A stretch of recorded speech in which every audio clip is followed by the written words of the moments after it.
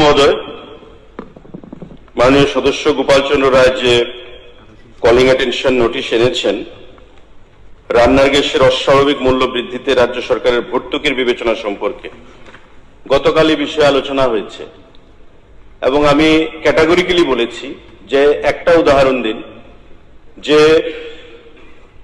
এলপিজির যে ডিলাররা রয়েছে সেখান থেকে কোনো কালোবাজারি হয়েছে।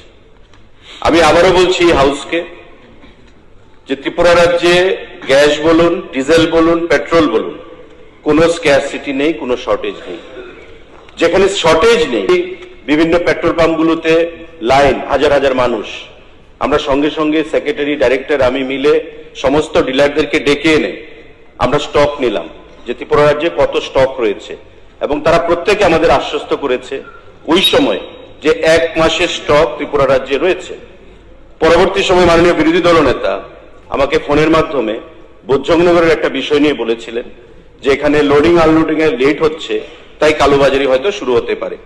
তৎক্ষণাৎ আমি সেটাকে টেক আপ করি এবং মাননীয় বিরোধী দলনেতাকে পরবর্তী সময়ে আমি পুনরায় ফোন করে বলি আসল বাস্তবটা কি এবং উনিও সেখানে আশ্বস্ত হয়েছেন। হঠাৎ করে গোপালবাবু কোত্থেকে কালোবাজারির কথা আনলেন বা মূল্য বৃদ্ধির কথা আনলেন আমাদের বোধগম্য সেটা হচ্ছে না। যদি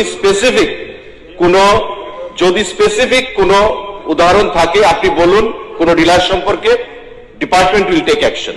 পয়েন্ট অফ অর্ডার প্লিজ।